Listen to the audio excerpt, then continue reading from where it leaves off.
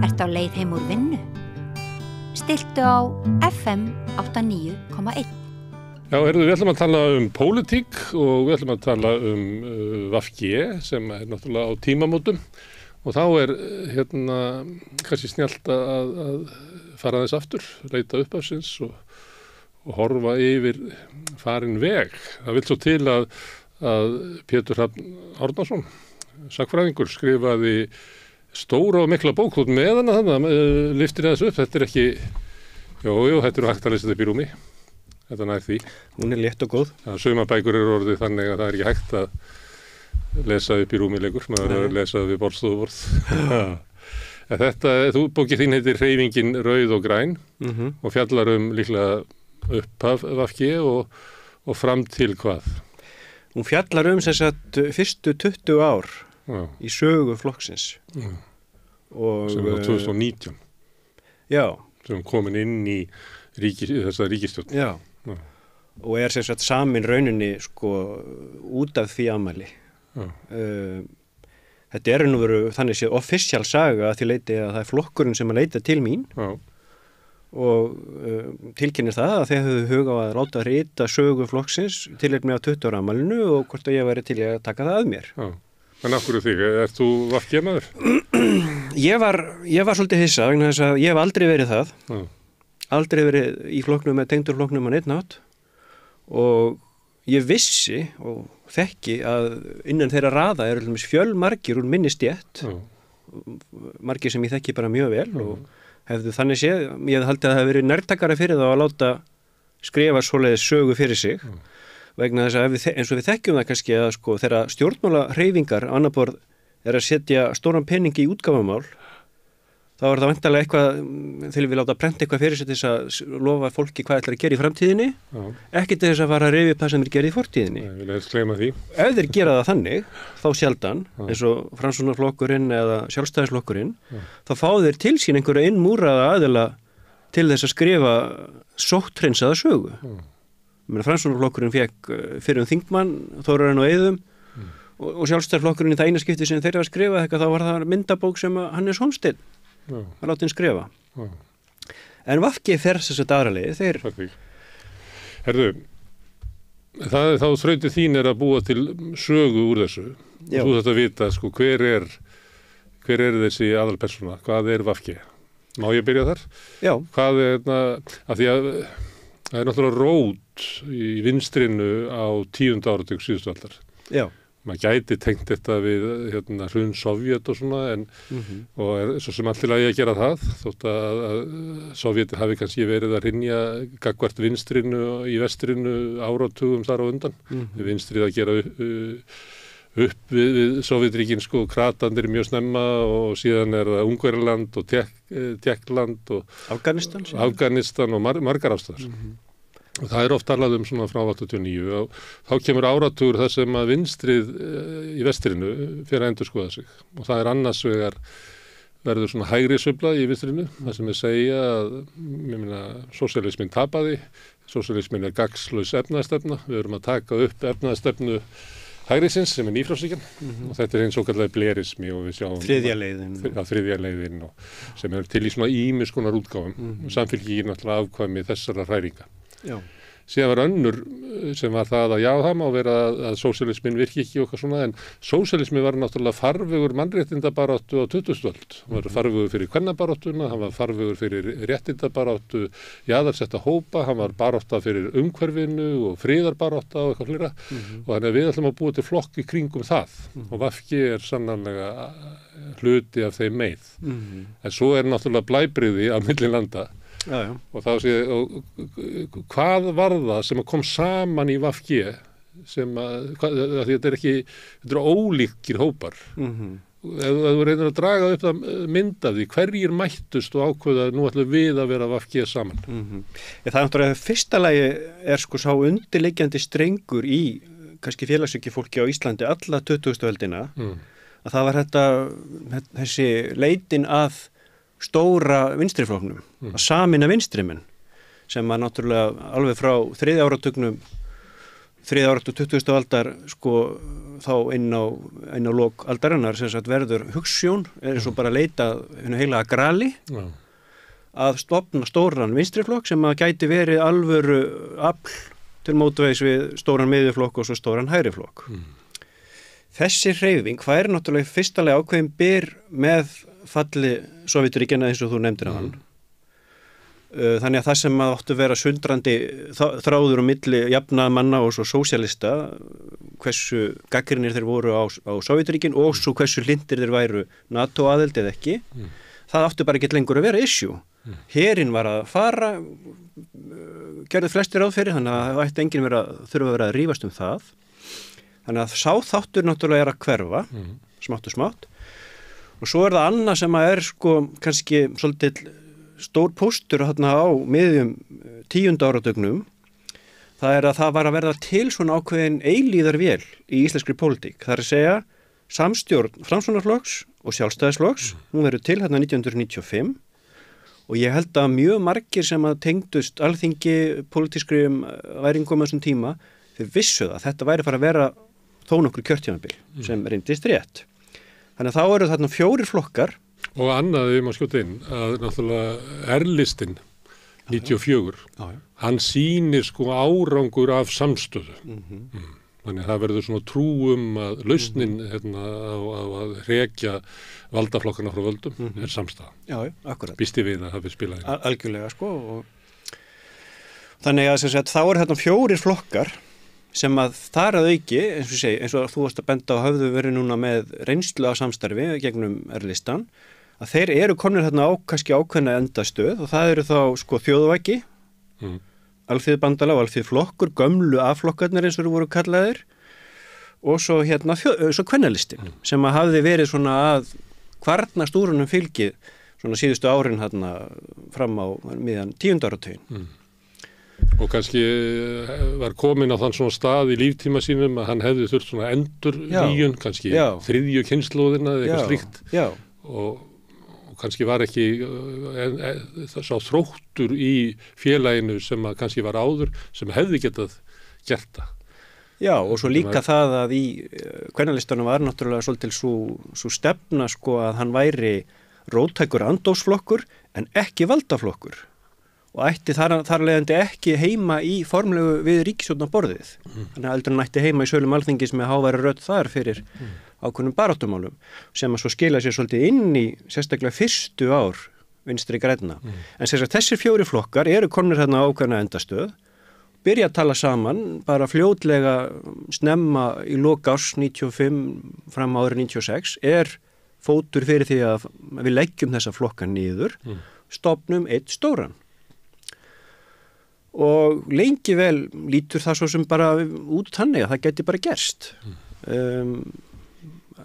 Meiri segja að flestir þeir sem að svo síðar urðu leiðandi að stofna VFG, þeir taka þátt í þessum undirbúningsviðræðum en heldast svo lestinni og það eru nokkrar ástæður fyrir því. Ég meina, við náttúrulega nefndum að það er ákveðin þáttur í utanríkismálum sem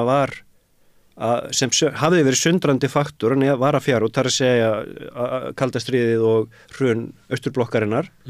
En á móti náttúrulega er að verða þarna til annar þáttur í utanríkismálum sem var svolítið að taka við því kefli að verða sundrandi afl og það er afstæðan til samruna Evrópu. Já, Evrópusamvætið. Og það lá náttúrulega fyrir að annar hluti þessara vinstri manna var mjög fylgjandi því og hinn ekki. Svo, sem ég segi, svo erum við komin hérna inn á seint árið 97 og þá fer svona þess að kvarnast úr þessum hópi alþýðubandalagsmanna sem að vilja taka þátt í þessum samrunaferli. Þeir fara svona sjálfir nokkrir að hittast á eigin báti og það eru þá hérna sérstaklega 3 einstaklingar. Þá báðu allir 3 þingmenn alþýðubandalagsins nema einn er reyndar þannig sé skilgreind sem þingmaður óháðra. Þess að síðasta skipti sem alþýðubandalagi býður fram, þá verður þetta kallað alþýðubandalagið og óháður. Þetta er Ögmund. Já, og þá er það Ögmundur og hann er hérna við borðið með Hjörleifi Guttormssyni og Steingrími Jósefssyni. En býtu, var það ekki þannig á honum að fyrst þegar bauð sig fram að þá var alþýðubandalagið óháður og var ekki svo eina kosningar þar sem var Alþýðubandalagið. Því hann lýsti þessu held ég í sinni bók þannig að afstæð hans var að því að hann var formaður BSRB, að þá hefði hann ekki sko fullt umboð til þess að bjóða sig fram í flokki. Þess vegna hafði þetta verið gert svona. En síðan þegar hann var búinn að setjast inn á þingið og aftur endurkjöri formaður BSRB, að þá taldi hann ekki verið ástæð til þess að vera með þetta óháður lengur. Þar sem að félagar hans í BSRB hefðu raunverulega samþykkt ákvörðunina með því að endurkjósa. Já, en hann segir að þetta kosin fyrst á þing 95. Það er þá nærði ekki, þannig að það bara í VFG sem hann ekki óháður. Já, og það er sem sagt, þá náttúrulega, þá má man segja, sko, þá kosningunum 95 eru 2 flokkar sem eru að bjóða fram, þar að segja Alþýðubandalagið og óháðir og þjóðvæki. Menn voru alltaf að stofna nýja flokka í gamla daga til þess að reyna samin af vinstrimenn. Báðir þessi flokkar voru með eitthvað nýtt svona agenda það að kjósið okkur og þá ertu að leiða fram öfluga stóra nýja hreyfingu vinstrimanna. Það reyna eitt þarna með þennan klofning vinstrimanna. Eða besta útskýringin sem ég hef fengið á því að það er flokkur og forustan færi sig til hægri og sem að gerir líf róttækra vinstri sósíalista óbærilegt. Þannig að þeir neyðast til að stofna nýjan flokk. Það er oft verið, en það er alltaf litið á að þeir kljúfi, en raunverulega má horfa á það þannig að hinn linnulausa ferð forustunar alltaf til hægri og inn að völdum íslensks samfélags. Inn að málamiðlunum og leiði til þess að flokkurinn er ekki sá flokkur sem ég gekk í og ég verð að stofna nýjan. Já. Það er náttúrulega það sem er og þetta er náttúrulega það sem að gerist sko á fljótlega jafnvel nokkuð snemma á líftíma VFG er að það reynir á, jafnvel bara þegar hann er flokkur í stjórnarandstöðu að það eru þarna aðeinar eins og Óli Kommi heitinn sem er þarna mjög duglegur við stofnun flokksins, sérstaklega á Norrlandi. Hann er ekki langt lið og ég menn ekki hvort það eru 2002-2003 sem hann segir sig úr flokknum út af því að hann var að skynja að þetta yrði eitthvað miðjumóð, sko, málefnilegt miðjumóð. En þetta þarna með að forystafæri til hægri og vinstri sósíalistar verði að búa til nýja flokk, það skiptir máli í samfylkingun og VFG, af hverju VFG verður til. Það má alveg stilla því þannig upp að hluti hópsins, en reynda lýsið þú þessu eins og það hafi verið fyrst og fremst í þingmennir sem eru hvatamenn, þannig að VFG er kannski ekki svona þessi grasrótin í einhverju flokki sem að yfirgefur, það er ekki alveg þannig, en það mætti stilla þessu upp í þessari sögu að það átt að færa allan hópinn til hægri, þetta er náttúrulega, blertímin er þarna, og það er eðlilegt að kannski róttækari sósíalistarnir inni sjáu fyrir sig býtu flokkur sem verið að fara að stofna, hann getur alltaf verið minn flokkur. Nei, en eins og ég segi svo líka sko er að flokkurinn var kallar VFG kannski líka í tvenninskilningi hérna upphafi. Það er að segja þetta eru róttækir, þetta eru svona established vinstrimenn, en þetta var líka fyrir grassrót.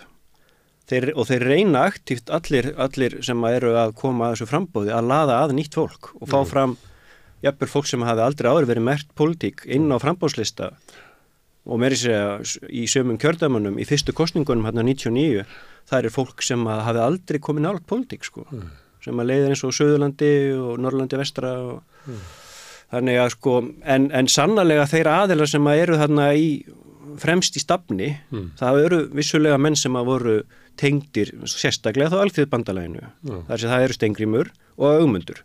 Hluta til Hjörleifur en náttúrulega Hjörleifur bara ætlaði sér ekkit aftur á Alþingi, þannig að hann svona málnafnilega er mjög virkur en tekur svo ekki þannig sér þátt í einlegri kosningabaráttu þarna í fyrstu kosningunum 99. Þegar að þeir ná að, sko, þeir eru að stofna hennar flokk með tómar hendur. Eignir þessara flokka, Alþýðubandalagið átti reyndar aðalega skuldir, en Alþýðuflokkurinn átti þó nokkrar eignir. En samt formlegar eignir þessara flokka, allir flokkslistar, innringilistar og allt þetta dót sem að fólk þarf að nota þegar það er að vinna í kosningabaráttu, þetta fór allt til samfylkingarinnar. Þannig að þeir sem að eru skipuleggja kosningabaráttu fyrir VFG, þeir standa hérna með tómar hendur, kannski eins og sem hlutu til sem þið þekkið, þurfum við að gera þetta bara frá minni, hver var áttur í Grundarfirði sem þetta er að hringi, og tekst samt þannig að koma laginnar hreyfingu sem að nær þarna 9% fylgi og 6 þingmönnum sem að þótti þá getið sigur. Það er líklega þá eitthvað svona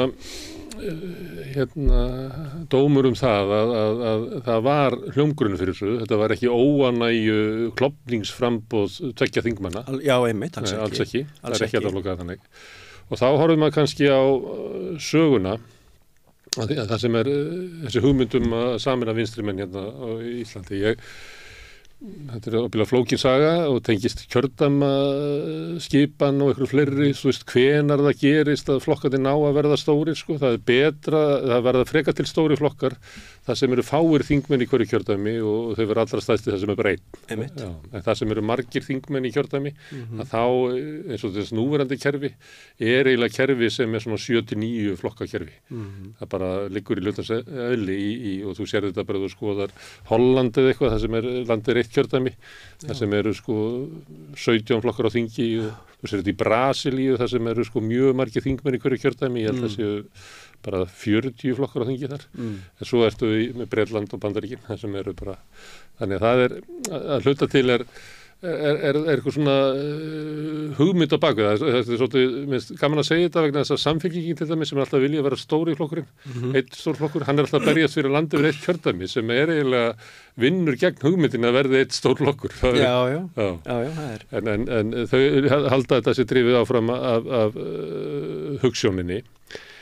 En þegar maður horfir á Ísland þessa klofninga á milli krata og svona róttækari sósíalista, þetta er það til í Skandinavíu, þá höfum við róttækari sósíalistaflokka, en það náðist að mynda svona, þeir eru breiðari krataflokkarnir þar heldur en hér. En hérna var það eiginlega í gegnum tíðina að róttæki sósíalistaflokkurinn, hann var alltaf stærri, er langoftast, stærri heldur en krataflokkur. Já, Alþýðubandalag var yfirleitt aðeins stærri. Ekki á 9. áratugnum, þá snýst þetta aðeins við, þá fer Alþýðuflokkurinn aðeins fram úr og það er svolítið merkilegt sko með, en svo náttúrulega fer Alþýðuflokkurinn í þetta samstarf með Sjálfstæðisflokknum 91-95 og missir mikið fylgi í kjölfarið á því í kosningum, endar hérna einhverjum 11%, en Alþýðubandalagið áfram í einhverjum 15-16%. En svo þegar þessi 2 flokkar eða 4 flokkar fara að leiða saman hesta sína í að sérstaklega skoða hvernig geta skipt sætum í kjördæmum, hvaða flokkur þetta eiga, hvaða sæti og sirka og svona, að þá, það sem ég hef aldrei almennilega skilið í þeirri sögu, hvernig tókst Alþýðuflokknum að ná svona góðri vígstöðu með að þeirra fólk var leiðandi í mörgum helstu kjördæmunum. Þannig að þetta hafi verið lítið út eins og yfirtaka Alþýðuflokksins á reyfinni. Já, sem var samt mjög veikur flokkur á þessum tíma, sko. En sem að er svona, ef við horfum tilbaka í sögunni, ég held að það sé bara almenn tilfinning flestra, þeir sem voru ráðandi þarna inni voru Alþýðuflokksmenn og svo svona þessi sem að voru eiginlega á mörkunum, sko, sumir voru farnir yfir sem kom úr Alþýðubandalaginu, eins og Össur, þetta er svona ákveðin kynslóð Alþýðubandalagsmanna sem að var eiginlega tók mikið þátt í umræðinu þriðju leiðina og eitthvað. Svona líka byrtingsfólkið það ekki sem mörður og þetta er líka út af tíðaranda líklega að þá það er ekki lögð áhersla á að halda ítökum við verkalýðshreyfinguna, það er ekki frekar hallarislegt, alveg eins og var í breska verkamannaflokknum, þar sem að Blair var eiginlega að höggva af öll ári verkalýðshreyfingarinnar. Og þá er þetta svona hugmyndum svona baráttu það sem að flokkurinn áeiginlega bara vera á þingi en síðan á verkalýðshreyfingi bara semja laun og þannig að það er margt sem að mótar þetta sem að veldur því að kannski svona sjóna með kratanna verða ráðandi. Já, mjög líklega. Það var alltaf það sem gerðist og framlag síðan framlag kvennalistans var eiginlega bara Ingibjörg Sólrún. Það var bara fórustu kona. Frekar heldur en sko einhver afgerandi áhrif á kultúrin í flokknum eða stefnu, sko. Já, því að svo er það VG sem að tekur svolítið yfir þann gunnfána að vera að berjast fyrir kvenfrelsi, sérstaklega fyrstu árin, sko, það er náttúrulega eina leiðtogum kvennalistar sem að tekur að sér að leiða Reykjaneskjördæmi fyrir VG í fyrstu kosningunum, Kristín Halldórsdóttir, komst reyndar ekki á þing, en sem sagt VG náttúrulega tekur þá upp hérna ákveðinu svona 4 flögg sem að gera sínum, það er að segja eins og held ég að þeir kallaði fyrst svona sjálfstæðu utanríkisstefnu, það er að segja náttúrulega andvíg inngöngu í Evrópusambandið, andvíg NATO-aðild og gagnrýnin á hverskins hernaðarbröld, sósíalisma sem að þeir oftast bara kölluðu félagshyggju, kvenfrelsi Já, það eru komið 4, já. Þannig að sem sagt... Umhverfismál. Umhverfismálin, ég glemdi þeim þetta. Friður og sósíalismi, eitthvað svoleiðis. Já, þetta eru þeir 4 sem þeir halda á, þeir 4 fánar sem þeir halda á lofti og gera sínum og þessu fyrstu ár á líftíma sínum verða frægir fyrir svolítið herskáan tón á mörgum þessum sviðum inn á sölum Alþingis. Oft þannig það var gert grínaðum, þeir vildu bara fara að rækta fjallagrös og þeir hefðu ekkert ansvar við stórum áformum í virkjanamálum fyrir austan, vildu bara... Þetta Kárahnjúkaárin. Þetta eru Kárahnjúkaárin og þannig að þeir skiluðu bara auðu í atvinnumálum og fá gagnrýni á sig fyrir allskins svoleiðis vildu vera netlöggur því að þeir væru gagnrýnir á óheft aðgengi að ég veit ekki hvað ég segja, klámsíðum og ýmsu slíku sem þá var í umræðinni. Þá eru kannski komin að þessu sem þú drafst aðeins á áðan sem að svona flokkar svona þessari stöðu í litrófinu að þeir, eins og kvennalistinn, þú vísaði í kvennalistan, svo þeir taka ákvörðun það, hvers svona flokkur eru við? Eru við flokkur sem ætlar að fara hér og taka völdin? Eigum við að vera í samsteypustjórnum með hinum? Eða eigum við að vera gagnrýnisröddin og toga stjórnmálin til okkar með vasklegri framgöngu í ræðu og riti. Og þetta sjáum við í Skandinavíu að það eru flokkar sem að raunverulega fara aldrei inn í ríkisstjórn en hafa þessa stöðu, geta veitt ríkisstjórnum varið og vantrusti gegn einhverjum framgangi mála en því miður svo hefði ekki orðið til á Íslandi þannig að fyrst birtist VG kannski sem hreinn svona andofsflokkur. Já. Hann gerir það og innan hans sem kannski var náttúrulega ekkert mikið á yfirborðinu og þá tekist þeim á þetta, eigum við að vera svona flokkur eins og kannski sumpart nær enheiðslistin í Danmörku sem einmitt einn af þessum flokkum sem kannski á góðum degi tilbúin að verja ríkisstjórn falli en ekki að ganga inn í hana. En sem sagt, ég man ekki hvernig það endanlega ákveðið en sem sagt, það slegið út á borðinu. Þessir menn náttúrulega eins og Steingrímur og sérstaklega Steingrímur, þeir þekktu það hvað að vera í ríkisstjórn og langaði alveg að komast aftur í ríkisstjórn. Hann hafði verið landbúnaðarráðherra í ríkisstjórninni 88 til 91. Já. Og þannig að það verður bara slegið út á borðinu. Þannig að í fyrsta sinn sem að þessi eilíðarvél sem ég kallaði svo sem að ríkisstjórn Sjálfstæðisflokkur og Framsóknarflokks, fyrsta skipti sem að hún högtar og augljóst að mótorinn að breiða úr sér, það að segja eftir kosningarna 2007. Það var einsmanns meirihluti, þau hingu hefðu getað haldið áfram. Já, þeir hefðu getað haldið áfram ákveð að gera, sérstaklega íhaldið ákveður að gera það ekki. Nei, þeir treystu ekki Framsóknarflokknum. Nei. Og ég man eiginlega þegar ég fattaði að þessi ríkisstjórn var dauð, það var í umræðu þetta á Stöð 2, þar sem Þorgerður Katrín sem þá var varaformaður Sjálfstæðisflokksins sat í svona spjalli með Bjarna Harðarsyni sem var þingmaður og ég sá á svipnum á Þorgerði Katríni, hún ætlaði ekki að treysta á líf ríkisstjórnarinnar á þessu manni. Nei. Já, og svo var Kristinn H. Gunnarsson var hann ekki líka. Það voru svona nokkrir órólegir framsóknarmenn sem sjálfstæðismenn mátu sem svo að þetta er of dýrt fyrir þá að fara í ríkisstjórn því að þeir þurftu að kaupa þessa menn viku eftir viku. Líklega horfaður einhvern veginn þannig á það, bara þetta sé of dýrt. En sem sagt... Þá var möguleiki á að renna sér inn í ríkisstjórn með Sjálfstæðisflokknum og þá bauð VG sig fram. Já, og reyndu að fá samtal á milli formannanna tveggja. Geirs Haarde og Steingríms J. En varð ekki því að forysta Sjálfstæðisflokksins og maður oft heyrt að það hefði einmitt verið Þorgerður sem hafi nú verið mjög einurð í því að mynda freka ríkisstjórn með samfylkingunni og það var náttúrulega það sem verður úr. Þá verður til þessi svo kallaða, hvort sem við kallum hana hrunstjórn eða hvað, en hún verður stofnað þarna Ingibjörg Sólrún og Geir mynda þarna þess að sína stjórn sem er þarna stór samstöpu stjórn auðvitað með marga þingmenn á bakvið sig en við veitum hvernig svo saga endaði. Og er metið sem stórkostlega mistök hjá samfélgunni, ég veit það ekki. En sagan þaðan meina frá er það að þeir urðu að gera þetta vegna þess að annars hefði verið mynduð ríkisstjórn Sjálfstæðisflokks og VG. Já. Kannski þyrfti ég að fá eitthvað sem væri að skrifa bók Sjálfstæðisflokkinn til þess að meta þetta. að því þegar við erum að rifja þetta upp að þá er augljóst að þarna er líka sjónarmið inn í sjálfstæðisflokknum sem að ráða þessu og þau sjónarmið, það fólk sem að vildi velja samfélkinguna frekar er eiginlega það fólk sem að síðar eiginlega tapar valdabarátunni inn í sjálfstæðisflokknum. Og endar inn í viðreisn. Endar inn í viðreisn og það eru þeir sem að vilja frekar líta á VG og þeirra sjónarmið sem svona traustari pólitík heldur en samfélkinguna sem að eiginlega hafa verið ráðandi í sjálfstæðisflokknum síðan.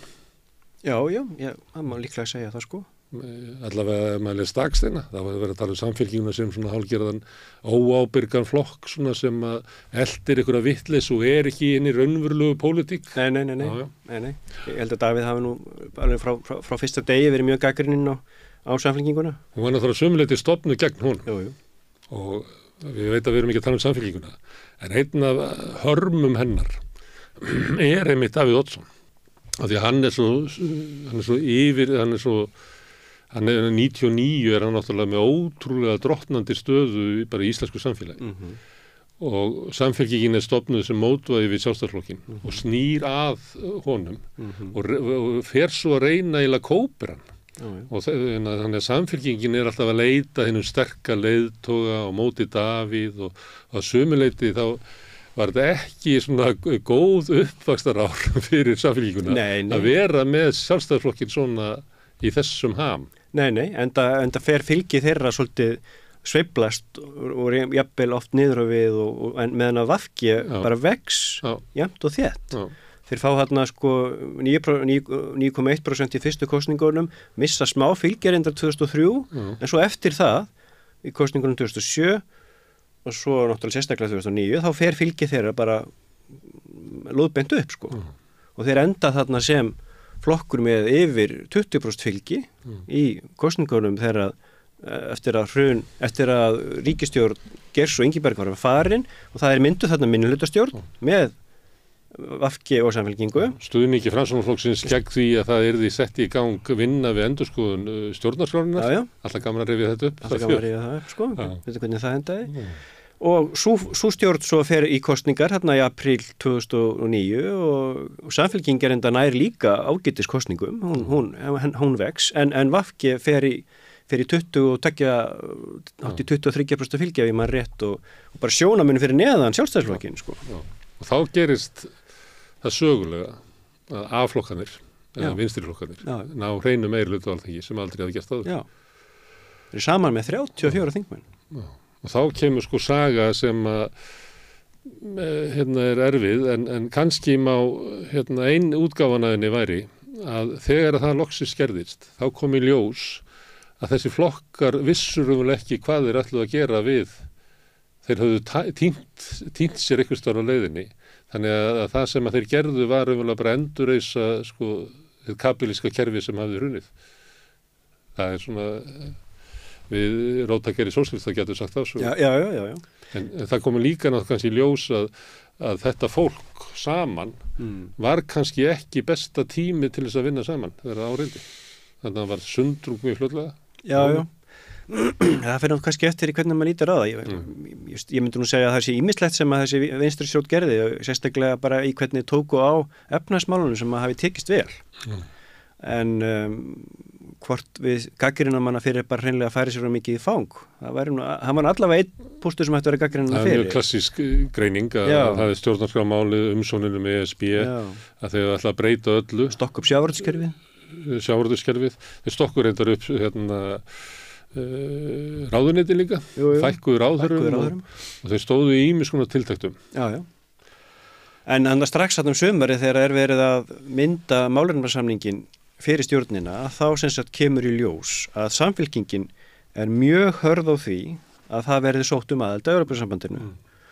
Og VG hafði í kosningabaráttunni sagt vegna þess að það lá í loftinu hvort við munum það að það yrði gert. Það lá bara í loftinu. Þannig að þeir sem höfðu áhuga á að kjósa VG, þeir vildu bara sannarlega vita, ef við kjósum ykkur, er það örugt mál að þeir eru þá að fara standi í lappirnar og það verður ekki sótt aðild að Evrópusambandinu. Og það má svo sem alveg segja sem svo að allavega ákveðnum stöðum að þá var því svarað þannig að það verður bara ekki gert. Við munum ekki samþykkja það. En gerðu það samt. Og það verður náttúrulega bara fleygur í flokksstarfið í VG öll þessi 4 ár sem að þessi ríkisstjórn í gangi og ásamt yfir ýmsum öðrum erfiðum ákvörðunum. En það varð náttúrulega bara mjög erfiður póstur fyrir VG að kyngja allan tíman. En kom aldrei til greina að setja þetta í þjóðaratkvæði? Jú, það gerði það. Var það VG sem að vildi það? VG vildi það. VG vildi að... En Samfylkingin hafnaði? Samfylkingin hafnaði. Það er nú lýst hérna að utanríkismálanefnd sem þá var stýrt Árna Þór Sigurðssyni, hún lagði það til að þetta yrði afgreitt hann í staðan fyrir að setja þetta inn, lendingin var svo að setja þetta inn í Alþingi. Alþingi myndi gera þingsályktun að ríkisstjórn Íslands yrði falið að sækja aðild að Evrópusambandinu. Og það er Ögmundur Jónasson reyndar sem að kemur með þá lendingu. En þar til hafði VG viljað að Samfylkingin bara setjum þetta frekar bara í hönd þjóðarinnar, kjósum þetta bara strax í sumar, fáum umboð fyrir þjóðinni og ef það er hún sem að segir að já, við viljum að þessi sóttum aðild að þessu sambandi, þá hver erum við þá að reyna að stoppa það sko. Og það hefði verið miklu auðveldara fyrir VG í sínu flokkstarfi að segja við sína flokksmenn ekki viljið stoppa vilja þjóðarinnar í að þá minnst að kanna þetta. Það er ekkert síður algengt að þeir sem ekki vilja vísi málum til þjóðarinnar heldur en að þeir sem ætla að fá þjóðina til þess að samþykkja sína leið. Já. Við getum vísa bara í Cameron og Brexit. Já, akkurat. Önnur leið varðandi þessa ríkisstjórn, sem getur náttúrulega skrifað nokkrar bækur bara þessa ríkisstjórn, sko. Ein leið er það náttúrulega að hún verður til í búsáttarbyltingunni. Það sem að, og við þekkjum það og það er svo sem umræðu enn þann dag í dag það er þess að áhrif almennings á stjórnmálin. Þú kannski fylgst með því hvernig Sjálfstæðisflokkurinn reyna að ýta frá sér sko þessari undirskriftasöfnun gegn Bjarna og við fengum atkvæðin en það er lýðræðið flókið fyrirbrigði og það skiptir máli fyrir stjórnvöld að vera með almenning með sér. Og fyrst er ríkisstjórnin eiginlega mynduð, bæði minnihlutastjórnin og svo kosningarnir að fara fram eiginlega í búsáttarbyltingunni. Og þar er náttúrulega svona tækifæri fyrir ríkisstjórnin að vera með mál í takt við það sem að líðurinn, almenningur er að biðja Kannski er stjórnarskrármálið hluta því og Já, það var það. Líklega ekki ESB, ég held að það hef ekki verið svona krafan. Eins og ég mann það, þá var það líka sko að það eru svona sveitarstjórnarkosningar 2010, þar sem að þessi 2 stjórnarflokkar fá svolítið á baukinn. Það sem ég ætlaði að klára var að sko búsáttarbyltingin er virk, en hún er byrjað að fjara út þarna haustið. Já. Og það er svona kaflaskipti í þessari stjórn, hvort að sko líðurinn er með henni, svo fer hann aðeins tilbaka og svo kemur hann bara á mótenni sko gríðalegu afli þannig að ég veit ekki hvort þetta nái sko hveitibrauðsstofum sem þessi ríkisstjórn hafði sko. Nei, það er bara fljótlega alltaf snemma árinu 2010 sem er byrjað að mótmæla mjög hefturlega og sérstaklega svona stundum eins og setningu Alþingis þegar að þingmenn er að labba úr Dómkirkju inn í gamla Alþingishúsið og bara verða fyrir aðkasti. Það er bara að kasta steinum og eggjum í þingmenn. Í átna eggið í gagnu á honum sem hann nefndir átna átni. En það er einhverja vegna þá næri þessi ríkisstjórn ekki að verða ríkisstjórn kröfu almennings breytingar. Þau eru að tala það í ýmsum málum en að sumu leyti kannski er þetta mál sem að þau höfðu haft á dagskránni áður. Já. Það má svona velta fyrir sér. Hversu vel svöruð kröfum götunar. Já, það má vel vera sko. Því að það var krafið bara húsnæðisöryggi. Já. En svo á móti kemur geta þau bent á og gera að það hafa verið gerðar óháðar kannanir á hvernig það ríkisstjórnin sem tókust á við mjög alvarlegan efnahagsvanda eftir bankahrunnin árinu 2008. Það verðum að tala það kannski Ísland, Írland, Grikkland, Portúgal. Og borðnar samnar sérstaklega það er efnahagsaðgerðir sem var gripið til og þessi ríkisstjórn hefur þó fengið þann svona dóm að að hafa gert það með eins með minnstum sársauka fyrir hérna tekjulitlu í samfélaginu. Mun betur til dæmis heldur en Írar. Það voru hækkaði skattar á fyrirtæki og fjármagnseigendur á þessu tíma. Það komið á alvöru þrepaskiptu skattkerfi. Það komið á það var gefið í barnabótakerfi og þau kerfi, einhver leyti vaxtabótakerfið. Það var farið og skattlagt fyrirtæki. Auðlegðarskattur? Já, auðlegðarskattur áður á, eftir að ríkisstjórnin Framsóknarflokks og Sjálfstæðisflokks hefði lagt af eignaskatt 2005. Það var farið að skattleggja félög í aflöndum. Þegar þú átt félag í aflandi þá var bara skattlagt eins og það var ekki til, sem að aðra þjóðir höfðu tekið upp fyrir hrun en fjármálaráðherra Sjálfstæðisflokksins ekki tekið upp, þrátt fyrir mikla hvatningu víða að taka það upp. Þannig að það var ýmislegt svona slíkar tildektir sem voru gerðar. Já, já. Og það má sjá að það hækkar hlutdeild velferðarkerfisins af landsframleiðslu hækkar, hluta til vegna þess að landsframleiðsla minnkar á þessu tíma en það er sama. En það er svona ýmislegt þetta. Gini-stöðullinn svo kallaði, en hann fellur alltaf þegar það verður eigna eða svona eignabrunni, eins og eftir seinni heimsstyrjöld eða eitthvað slíkt Þannig maður veit ekki hvað af þessu voru aðgerðir en það eru gerðar svona aðgerðir. En það sem að sveið mest var að fólk var að missa heimili sín og ég veit ekki hversu mikið menn að velta því fyrir sér eftir á að í raunlega var þetta ástæðulaust að gera þetta. Ein ábendingi við það að þú þarft ekki að henda fólki út á götu, það má bara að leigja íbúðuna sína og svipaður svona hugmynd og raunlega verið að gera við Grindvíkinga í dag. Að þú mátt eiginlega við tökum hann af þér íbúðuna og við eigum hana en þú mátt alveg eignast hann aftur eða nota hana með hann og þannig það náðist ekki, það var þetta sem að gróf held ég mikið undan trausti á þessu ríkisstjórn. Og það sem var lagt upp með að stofna sem var kannski bara ekki voru gott hugtak en þegar þau kynntu stofnun og málefnasamningin í Norræna húsinu þarna í byrjun mæ 2009 þá var það sagt að við ætlum að stofna Norræna velferðarstjórn en náttúrulega peningarnir í kassanum voru bara svo skortnum skammti að það voru lítið sóknarfæri fyrir velferðarstjórnmál og ef þú hefur lítið tilbaka og skoðar hvað í þau fáu skipti sem við hefum haft vinstristjórnir þá hafði náttúrulega fyrsta lagi þurft að hafa stiðið sig við miðjuflokk til að ná meirihluta á Alþingi en þeir náðu alltaf að koma með einhvern svona aðgerðapakka, einhverja umbætur í félagsmálum eða menntamálum jafnvel en núna þarna var engin tækifæri til þess því að í ríkiskassanum þá skorti 1 króna hverjum 5. Já, og þvert á móti þarna var skorið niður mikið í heilbrigðiskerfinu og ef við verum að segja svo heilbrigðiskerfisins að þá var þetta svona vendipunktur sem að heilbrigðiskerfi hefur ekki náð sér eftir.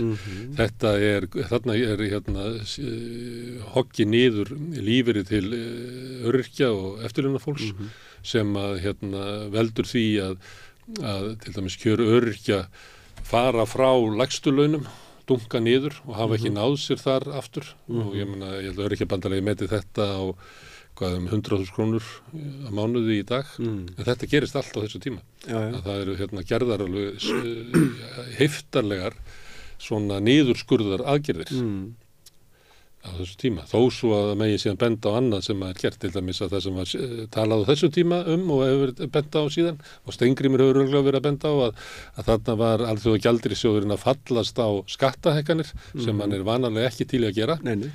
Ég myndi vilja skjóta því að móti að ástæðan er svo að það hefur verið lækkað svo mikið skattatir áður að við vorum komið með fjármagnstekjuskattir í 10% og við vorum bara kortið frá aflands skattakerfi þannig að þá félst bankin á að það verið alltaf að hækka fjármagnstekjuskatt upp í 15 og fyrirtækjaskattin upp í 20 og svo bara upp í 20. En þarna gekk mikið á í hreyfingunni og ekki síst bara í þingflokksherbygginu. Nei, það náttúrulega bara gerist er að það sem að upprunalega er lagt upp með 14 manna þingflokk það endar á því að það eru 5 af þessum 14 sem að yfirgefa þingflokkin. Einn reyndar hættir á þingi þannig að varamaðurinn kemur inn og hann heldur áfram að vera í VG, þar að segja að það er Guðfríður Lilja Grétarsdóttir hættir á þingi og þá kallar hún inn varamann sinn sem verður Ólafur Þór Gunnarsson og hann sest með hinnum. En sem sagt, það byrjar að kvarnast úr flokknum bara þarna á sérstaklega vetrinum 2010-11. Atli Gíslason, Lilja Mósesdóttir, Ásmundur Einar Daðason, núverandi ráðherra. Ritari Framsóknarflokksins. Jón Bjarnason, sem hafði nú verið landbúnaðarráðherra og landbúnaðar- og sjávarútvegsráðherra framan af í ríkisstjórninni og svo Guðfríður Lilja. Þetta eru allt einstaklingar sem að yfirgefa skip af ýmsum ástæðum. Margar af þær eru við nú þegar búin að nefna en Álver á Bakka, Vern Holding, ég veit ekki hvort sem mun eftir því, Gagnaver sem að ég var þetta Björgúlfur Tóru sem átti að stofna hérna á Reykjanesi. Deilur einhverja deilur í tengslu við landsdómsmálið og það er alltaf verið að rifja það upp ESB-málið og svo náttúrulega bara niður skurðarmál sem voru bara mjög erfið fyrir flokkin að kyngja og hvernig sérstaklega svo Atli Gíslason manni, hann var náttúrulega mjög gagnrýninn á það skildi ekki verið betur reynt að taka á því að fjármálafyrirtækin kæmust betur til móts við íbúðaeigendur og reynda að finna leiðir eins og þá sem að þú varst að nefna og það eins og ég segi, ég kann ekki segja það hvers vegna það tókst ekki en það fór eins og það fór og allt þetta fólk yfirgefur flokkin og það er svolítið sérstakt að fylgjast að greina það sem að sameinar þá sem að fara og það sem sameinar þá sem að verða eftir svona í grunninn er að þeir sem að verða eftir voru allir á einhvern hátt tengdir Alþýðubandalaginu. Allir annarkvort fyrir þingmenn þess eða höfðu tekið þátt í flokkstarfinu. Kannski síst, fyrrum formaður VG, síst kannski Katrín Jakobsdóttir.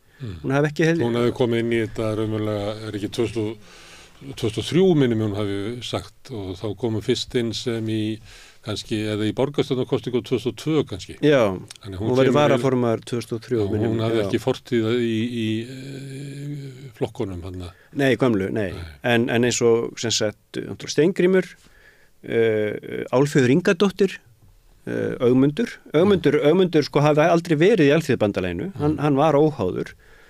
En samt hann hafði tekið þátt í starfi Alþýðubandalagsins síðustu árin og hann fer aldrei þó svo að sko eins og þessum lýst í bókinni að þessi hópur sem að var óánægður og flestir þeirra fara þeir hittast mikið heima hjá Ögmundi þessu er allt lýst í bókinni og Ögmundur verður svona sumpart leiðtógi þessa hóps hann ferður úr ríkisstjórninni hann hefur ekki eins og vilja svara því núna hvort það sé í flokknum.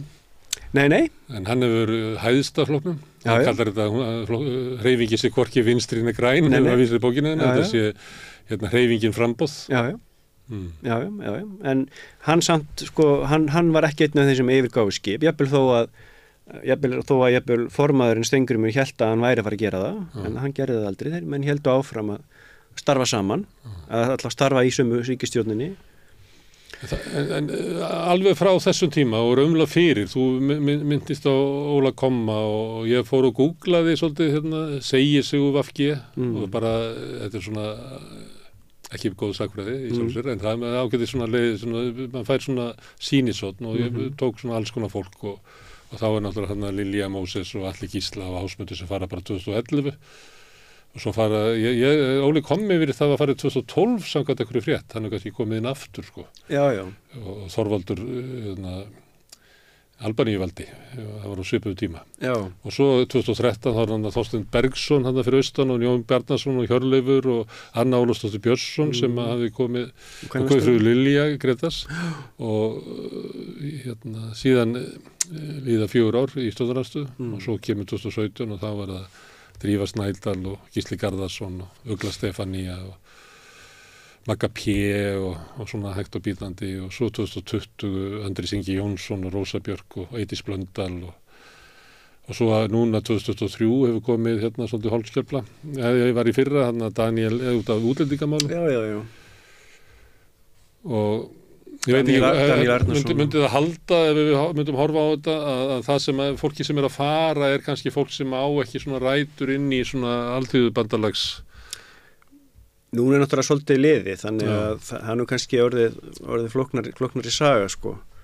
Ég býst nú við að þannig að núna til dæmis þeir sem skipa lista VG í dag eru nú mjög fáir með sterkar rætur til alþýðubandalagsins. Það er kannski einna helst bara Svandís og var hún þó, þannig sé aldrei kjörin fulltrúi alþýðubandalagsins. Hún var ærlista. Já. En kannski var það bara það reynslan að hafa tekið þátt í flokkstarfi í alþýðubandalaginu, tekið þátt í að mynda og reka ríkisstjórn sem að býst við að þeir sem að nota það málflutning segja að þá lærum við að það bara nauðsynlegt að miðla málum og annarkvort kunnum við það eða ekki. Ef menn kunna það ekki þá getum við bara ekki unnið saman því að pólitík alltaf að verður list hins mögulega og þetta eitthvað sem Forustan segir. Ég meina það, sko. Það Forustan sem kann að miðla mál. Það sem ég var að segja. En grasrótin bara ekki til í það. Og ég pröfaði þegar ég var að fór ég inn á þingið, þar sem maður getur fletta allir sem hafi sest á þing fyrir VG. Það eru 25% þeirra sem hafi gengið úr flokknum. 26,5% ef maður tekur ágmynd með sem svona, hann alltaf í þessu sem sér flokkur. Þú getur ekki heldur sett hann inn í hópin sem maður í heldur tryggðu flokkur, en bara það ekki. Og þú getur spurt þig, af hverju ætli þetta sé svona hátt hlutfall? Og ég held að þú finnur engan flokk í bara stjórnmálasögunni. Nei. Það sem þú sérð annað eins. Nei. Ég veit ekki hvort maður hafa einhverja altæka skýring á því, en eins og þegar ég að skrifa þessa bók, að þá, út af því þetta er svo mikil samtímasaga, þetta hlutu til saga sem bara gerist í gær, þá hefur raunin ekki aðrar heimildir úr að vinna en bara viðtöl. Þannig að ég þurfti að taka viðtölu við fullt af fólki.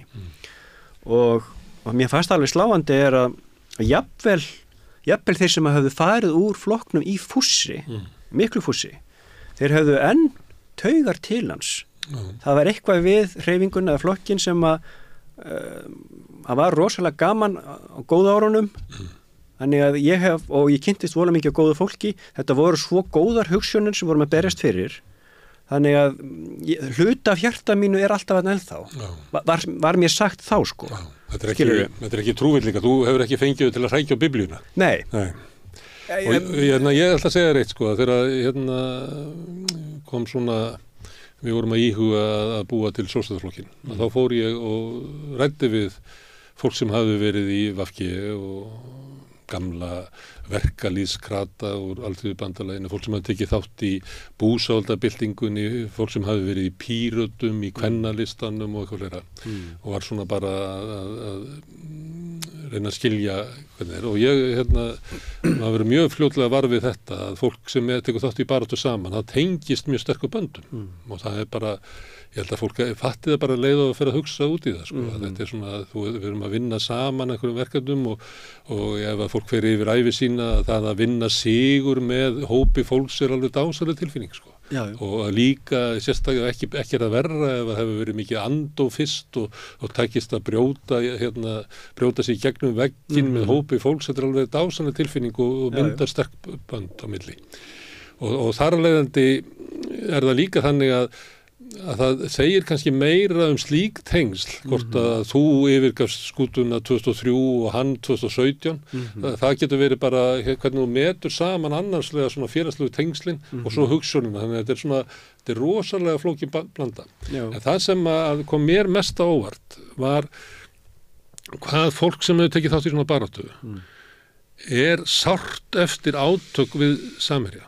Og í sömu tilfellum þá hittir maður fólk sem bara átt í erfiðleikum með að bara einfallega ræða það, hvað hafði gerst.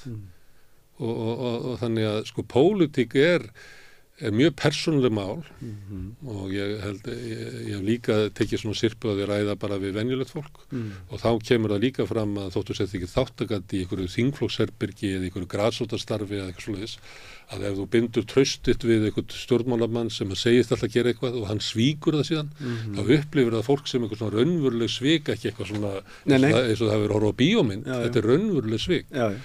Þannig að Ég geti trúa því að þegar þú ferð og ræðir við allan hópa, þú hafi fengið bara svolítið góða innsýn inn í einmitt þess að hvað stjórnmálinn geta verið sko persónuleg. Hvað er mikið atriði í lífi hugsunar fólks, pólitískt starf. Já.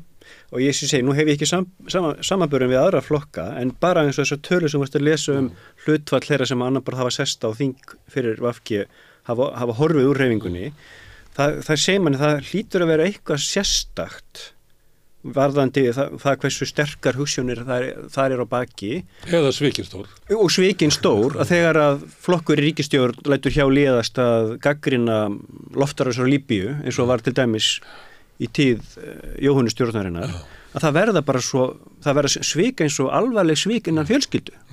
Svona gerur það bara ekki. Nei.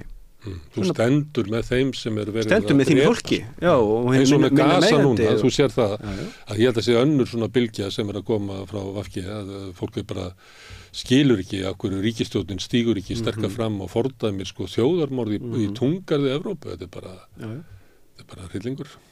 Og svo innflytjendamálin, og við sáum það núna bara helgin að þegar að flokksstjórn samfylkingarinnar neitar að samþykkja ályktun í innflytjendamálum, þess að sem er ítrekka sko mannúðlega afstöðu flokksins, vísaði til nefndar, þá bara gengur fólk á flónum og segir, þú veist, ef að flokkur, ég get ekki verið í flokki sem að bara stendur ekki með þeim sem er ráðist á. Það er inn í þessu. Herðu, hvað svona flokkur á þetta að vera? Ég var hugsaði upp af því. Á þetta að vera andósflokkur eins og Enislistin eða á þetta að vera valdaflokkur. Sagan sýnir það að flokkurinn hefur valið það að vera valdaflokkur og hann hefur staðið sig alveg briljant. Það er engin flokkur verið meiri ríkisstjórn eftir hrun fyrir utan Sjálfstæðisflokkinn. Og muna bara 1 ári. VFG var utan ríkisstjórnar í 4 ár í tíð ríkisstjórnar Sigmundar Davíðs og Bjarna Benediktssonar fyrri. Sjálfstæðisflokkurinn á bara þetta er jafnt langt, það er 4 ár, það er vinstristjórnin. En annars hafa flokkarnir sittið jafnt mikið í ráðherrastóli. Og þessi átök sem við erum að lýsa er náttúrulega sumuleyti sko fyrirsjá, ef við myndum fara til 99 þá gæti þóstur að gáða þér og sé þetta fyrir að þessi það sem er ekki gert upp við það hvers konar flokkur þetta á að vera leiðir til þess að því að hann ætlar að vera valdaflokkur að andósflokkurinn mun ekki geta lifað inn í honum. Nei, það er og þá veltir maður fyrir sér að vegna þess að í upphafi er flokkurinn stofnaður vegna þess að hann þolir ekki sameininguna, þolir ekki kompromíð sem á sér stað inn í samfélkinguna. Hvað var betra við það að búa til kompromí við Sjálfstæðisflokkin? Nú er ég að spyrja þig kannski í pólitík, þetta er ekki að koma útdeila fyrir bókina þína því hún endar 19, það er bara 2 ár, COVID er að fara að skella á. Já. Hún endar samt þar sem er búið að stofna þessa stjórn og hún endar þar sem að svona fyrstu skilaboðin sem VFG fær hvort þeir séu réttur leið með því að stofna þessa ríkisstjórn. Það er að segja sveitarstjórnarkosningarnar 2018 þar sem að VFG fékk á baukinn. Og aftur svo, þannig að þau hafa haldið áfram. Já, þannig að hún er skrifuð í þessu umtali en svo tala maður við flokksforustun og segir, já, sjáðu hverju við getum komið áleiðis.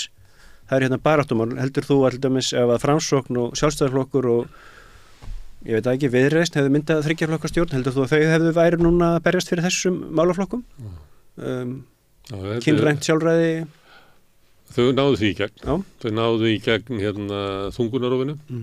Þau náðu ekki hálendisþjóðgarðinum og það er margt sem þau náðu ekki í gegn. En það er helst í þessum málum og einhvers staðar sá ég að vera bent á þetta og þetta er svona ókeypismál kostar ekki krónu. Nei.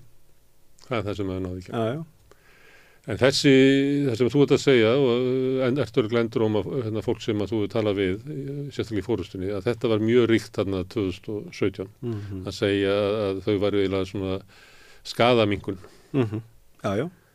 Ef að þessi ríkisstjórn er myndið með öðrum flokki þá væri það bara verri ríkisstjórn fyrir landslíð, viljum við það? Það var orðræðan sko. Já. Ég veit ekki alveg sko hvort þetta sé raunhæft ef þú horfir á tölurnar sko. Nei. Ég hef aldrei almennilega áttað mig á því hvort það hafi verið ógnin hin stjórnin hafi verið í fæðingu. Af því að þá þarftu, ég held að það þurfti að ná miðflokki og framsóknarflokki saman í ríkisstjórnarherbyggi sem ég held að það hefði verið fræðilega ómögulegt. Já, mjög líklega sko. En og svo líka viðreisn var of lítil til þess að þannig ég hef aldrei séð þetta ganga upp tölulega sko. Nei. Þess að Svo náttúrulega var líka þessi krafa þá stöðuleika 2017 sko. Það var búið að kjósa svo oft frá 2016 frá 2013 þannig að við viljum ekki endurist alltaf vera að mæta kjörstað og velja úr þessum flokkum. Getið þið ekki bara reynt að mynda ríkisstjórn starfhæfa? Það var svona líka einhver umræða. Ég náði þessu heldur ekki. Nei. Ég man ekki eftir sko kröfugöngunum sko, ekki fleiri kosningar sko. En auðvitað þetta kannski inn í svona stjórnmála í elítunni. Það þetta verið. En ég held þetta almenningur til að kjósa Eurovision hverju ári og þetta bara allt í lagi sko. Já. Og því að það var svo lögð mikil áhersla af stjórnmálafólkinu að þetta veri krafa almennings að því að ég bara skynja hana eiginlega hvergi sko. Nei, kannski var til heimabrúks. Við viljum bara góða ríkisstjórn sko. Við viljum réttláta ríkisstjórn, við viljum ríkisstjórn sem að fer eftir sko vilja almennings. Ég held að almenningur hugsi bara hvernig þannig sko. Já. En það var ríkisstjórnin líka myndu þarna því að það var stöðuleika framlögin voru komin, stað ríkisstjórns var góð og ég held að allir flokkarnir, VG, Sjálfstæðisflokkur og Framsóknarflokkur hafi litið svo á að nú væri tækifæri til svona innviðauppbygginga þannig að það mætti gera ýmislegt sem VG og Framsókn vildi án þess að það verði halli á ríkissjóði og það var lagt upp með það. Það er svolítið svona góðsend tíð fyrir stjórnmálamenn framundan. Mér fannst það vera stemmingin. Síðan náttúrulega kemur COVID og ýmislegt annað og þannig að flokkarnir hafa aldrei verið þessari stöðu. Nei. Og þannig að ég held að það hafi verið svona hugmyndin þetta gæti orðið gott vegna þess að sko staða ríkissjóðs væri svo góð. Já. En svo kom náttúrulega þessi faraldur. Já. Sem að bæði er erfiður að því leiti að hann náttúrulega reyndi á ríkissjóð en hann gaf líka náttúrulega stjórnmálamönnum ákveðið svona plattform. Hér og annars þar. Já. Og skiptiði lengu máli sko hvaða stefnu stjórnmált höfðu. Já. Eða í öllu löndum nutuðu sko traust. Já. Unnu á. Unnu á en síðan hins vegar eftir COVID að þá hefur komið svona bakslagilega í flesta en þessi ríkisstjórn, hún náði einhvern veginn inn í COVID áhrif það var kosið aftur 2021 það voru samkomu takmarkanir í snemma árs 2021 þannig að hún kemur inn í kosningarnar í COVID sem Davíð þreytist ekki á að benda þetta þetta var kosningar þar sem var búið að taka stjórnmálin úr sambandi og þetta snerist bara traust gagnvart stjórnvöldum. Heyrðu, heldur að verði annar kafli af önnur bók? Það eru komin önnur 5 ár. Ertu ekki í, hvað sakfræði? Nei, ég nú ekki því. En nú ekki framtíðasakfræði? Nei. Næstu 20 árin? Já, en það eru komin önnur 5 ár, þannig að það mætti bæta kafla við bókina. Ég segi, það er náttúrulega, já, ég er nú sakfræðingur þá meira að kunna að rýna eitthvað hér sem gerðist, en hvað mun gerast? En ég býst með að þetta sé erfitt þetta sé nokkuð ljóst Þú kynntist náttúrulega það sem að eins og er kannski bókin segir manni og ég verið rekast á förnum vegi sumt af þessu fólki sem að ég var að taka viðtal við að þau segja mér mikið var gott að við réðumst í að skrifa þessa bók vegna þess að hún geti verið flett upp í henni og sjá, þetta er svona erfitt núna þetta var jafnlega enn erfiðara 2011 þannig að bókin hjálpar okkur að rifja upp að við höfum nú farið gegnum ýmislegt og örugglega munum við líka rísa upp úr þessu En ég held að ég við blaðamenn alveg eins og sakfræðingar alveg eins og blaðamenn að þegar maður safnar saman upplýsingum hérna og þaðan og svo segir maður eina sögu að það voru nú oft þannig að enginn er sáttur við hana því þetta er náttúrulega ekki saga eins Nei Þú er líklega fengið svona Já, en fólk er ánægt með að kapla í þessu en hallaði þarna á hinn og Já, það er óhjákvæmlegt þegar þetta er svona eldfimt efni En sagan er líka margrata þannig að það kemur fram ólík sjónarmið Ég get þó sagt það og ég segja það þarna í inngangi bókarinnar að ég þegar ég er ráðinn þá fer ég til þess að fund formanns og ég ber þetta undir hana og segja, ég getur ímyndað mér að þetta sé nú flókið efni, ég sé alveg, það eru deilumál og það er fullt af fólki sem er reitt og hún bara sagði strax við mig, já þú bara gæti þess að báðar raddir fá að hljóma og það var það sem ég gerði og aldrei á neinum tímapunkti reyndi forystur flokksins að hafa áhrif á þau hvað ég skrifaði. Aldrei reyndi að vera editera þann kafla sem að ég afhendi þeim, svona vil ég að bókin sé. Þetta merkilegt, bæði bókin og saga af AFG er náttúrulega stórmerkileg stjórnmálasaga. Takk fyrir það. Sem að við munum kannski reyna svona næstunni að tala við fleiri þessa svo. Áhugavert. Pétur, kæra þakki fyrir komuna. Já, takk fyrir mig. Og ég þakka Pétri og öllum gestum okkar við Rauðaborðið kærlega fyrir komuna í kvöld og Pétri og Laufu sem hafa verið að taka upp í dag, kærlega fyrir hjálpina og Birni Þorláks sem hefur tekið vitul líka, kærlega fyrir hans framlag. Og ykkar framlag fyrir að hlusta og horfa, það ómættilegt. Það væri gaman að tala við Pétur svo sem bara í eldhúsinu heima, en það svona skemmtilegra að samtalið gagnast öðrum þarna úti. Við erum alltaf að reyna að skilja samfélagi sem við lifum í við Rauðaborðið og ég veit það og heyri það á viðbröðunum að margir taka þátt í því að sitja og hlusta og horfa úti. Þið getur verið virkari þáttakendur með því að benda vinum og vandamönnum á efni sem ykkur líkar hér. Þannig stækka dreifikerfið okkar. Við höfum engin efni á því að vera að auglýsa okkur. Ef þið segið frá að þá fara aðrir og skoða og við það stækkar kerfið. Þið getur sagt að við séum á Facebook og YouTube og öllum hlaðvarpsveitum. Við erum í útvarpinu á 89,1 á Stórhöfuðborgarsvæðinu. Það má sækja þær útvarpssendingar líka á spilarann. Spilarinn er á netinu, spilarinn.is og svo er spilarinn líka app sem má hlaða niður í síman og hlusta á samstöðuna hvað sem er í heiminum allstað það sem er app. Nei, það sem er net. Og svo erum við komin í sjónvarpið til þeirra sem að fá sjónvarpið sitt frá símanu. Við erum númer 5 á fjarstýringunni. Það 24 tíma sólarhring, 7 daga vikunar, allan ársins samfélagsumræðu við þetta Rauðaborð og í öðrum þáttum samstöðurinnar. Vonandi munu að önnur fjarskiptafyrirtæki bjóða sínu viðskiptavinu líka upp á efnið frá samstöðinni. Þið sem að vilja taka þátt í að byggja upp samstöðina geta gert áskrifendur, það svolítið mikilvægt vegna þess að hugmyndin svo að samstöðin verði fjölmiðill, öflugur fjölmiðill í eigu hlustenda, áhorfenda og lesenda. Það kostar 2.500 krónur að vera áskrifandi, mér sagt að það sé lágt verð með við það efni sem við búum til, þið megi borga meira ef þið viljið, þið farið þá inn á samstöðu.is, það hnappur sem ástendur áskrift, ef þið ítið á hann þá getið þið skráð ykkur. Þið sem að kjósið getur látið áskriftin að renna sem félagsgjöldin í alþýðufélagið og það alþýðufélagið sem á og rekur samstöðina. Þetta fjölmiðill, eins og ég sagði þann, í eigu ykkar. Og takk fyrir það, allt sem þið sjáuð hér og heyrið í boði áskrifenda og við þökkum kærlega fyrir. En ég segi góða nótt í bili, við sjáumst hérna aftur á morgun við Rauðaborðið klukkan 8. Með því að ganga í leigjendasamtökin styður þú baráttu leigjenda. Leigjendasamtökin eru fyrir öll þau sem vilja vinna að réttlæti og öryggi á húsnæðismarkaði. Leigjendasamtökin.is